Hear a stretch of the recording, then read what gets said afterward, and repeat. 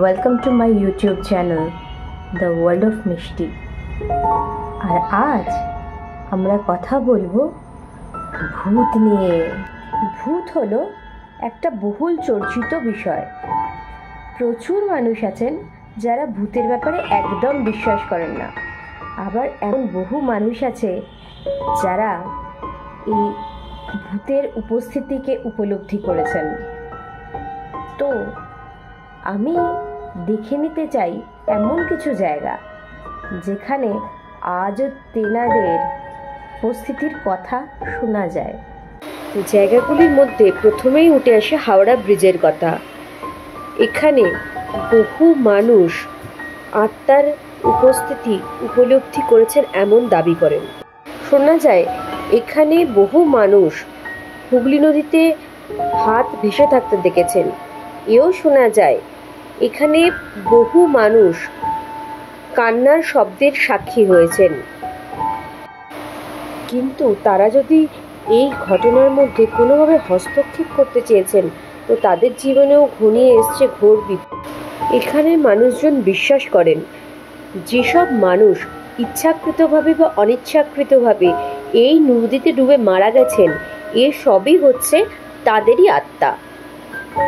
কলকাতার আলিপুরে অবস্থিত the national library হলো দ্বিতীয় জায়গা যেখানে বহু মানুষ ভূতের উপস্থিতি উপলব্ধি করেছেন।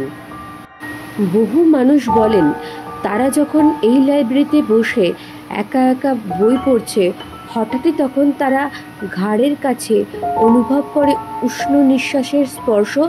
সঙ্গে সঙ্গে যখন তারা পিছনে ঘুরে দেখেন, তখন কিন্তু সেখানে তারা কাউকে দেখতে পাননি। এই অনুভূতি তখন আরও বেড়ে যায় যদি কেউ কোনো বইকে যথোপযুক্ত মর্যাদা দিয়ে যথাস্থানে না রাখে।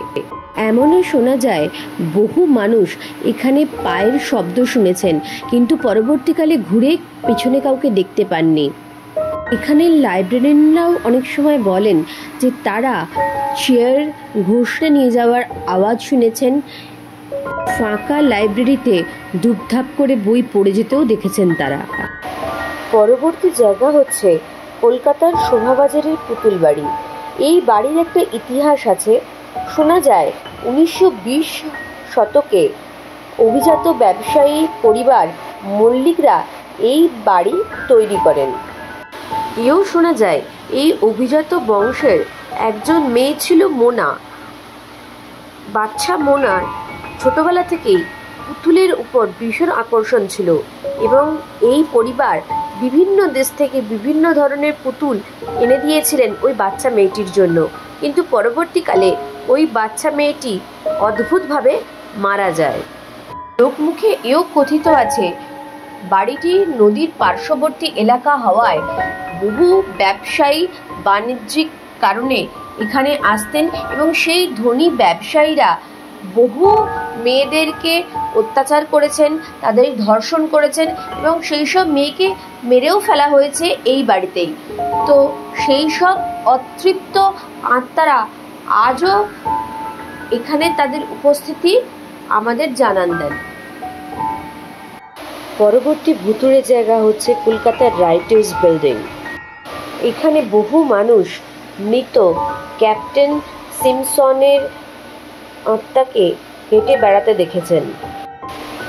জানা যায় ক্যাপ্টেন সিমসন ইস্ট ইন্ডিয়া কোম্পানির হয়ে কাজ করতেন এবং স্বাধীনতা সংগ্রামের সময় বিপ্লবীদের হাতে মার্ডার হন এবং তারপর থেকেই রাইটার্স বিল্ডিংয়ে বিনয় বাদল দীনেশ নামক জায়গায় তার হেঁটে বেড়ানো আজও মানুষজনের চোখে নাকি পড়ে। পরবর্তী ভুতুড়ে জায়গা হলো রবীন্দ্র সরোবর মেট্রো স্টেশন। শোনা যায় এই জায়গাটাতে বহু আগে কিছু মানুষ আত্মঘাতী হয়েছিলেন।